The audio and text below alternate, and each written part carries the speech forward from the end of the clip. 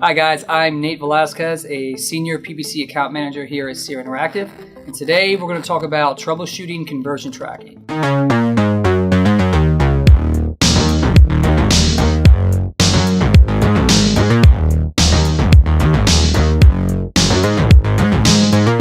So why is conversion tracking so important? Well, there's a couple of different reasons. The main reasons why conversion tracking is so important is you want to make sure that you're reporting on accurate measurements to your clients. If you're reporting 10 conversions in a week and your client only got 5, then obviously there's a mismatch, which is going to affect all of your other reporting. So how can you tell when you have conversion tracking issues? There's a couple of different ways. The most important one is going to be when you report on 10 conversions and your client only gets 5. So that's a very clear indication that some conversion tracking issues might be going on. Maybe you're double counting your conversions. Maybe you don't have your tags set up the right way. Another instance would be whenever you take over a new account. So here at Seer, we always onboard new clients. Whenever I onboard a new client, the first thing I check is my conversion tracking. I want to make sure that as I inherit these legacy campaigns, that the tracking is accurate as we work on spinning up our new campaigns. And there's a couple of other reasons you might be able to tell when you need conversion tracking. Number one being you haven't recorded any conversions in 30 days or 45 days or whatever it is. That's a pretty clear indication that something's not being tracked correctly.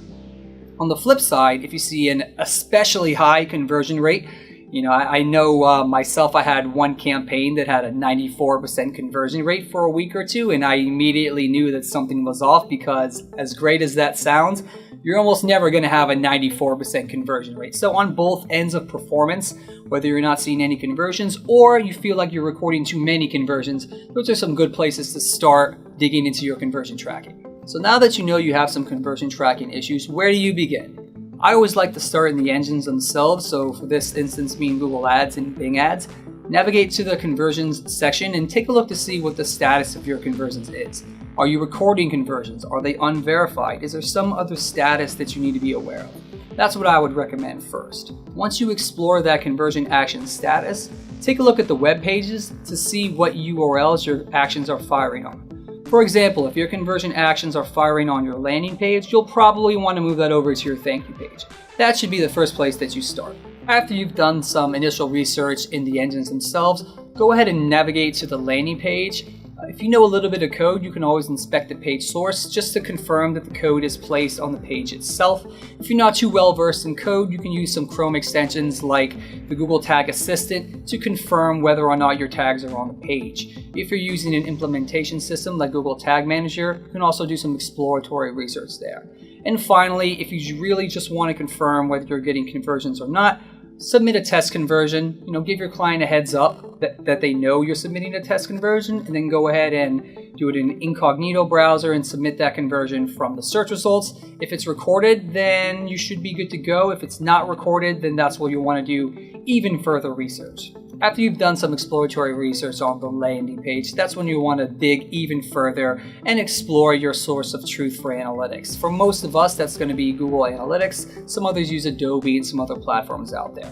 At this point, this is where I would loop in another team member. Here at Seer, we've got a ton of really smart people on the analytics team like Kevin, who's going to go over some more details on how to resolve any conversion tracking issues within Google Analytics or your platform of choice. Hey, this is Kevin. I'm on the analytics team. If you're using Google Analytics and Google Tag Manager to track conversions, you want to check 3 things.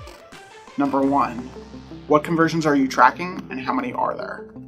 Number 2, how are you linking Google Analytics and AdWords for tracking purposes? With this screenshot for Google Analytics, you're able to easily see which of your goals are currently gathering data and which of them are inactive. If this is linked with AdWords, this will determine the conversion data that you see in your AdWords setup. And number 3, are you using Google Tag Manager conversion tags to track your conversions? Here's a blank conversion tag in Google Tag Manager.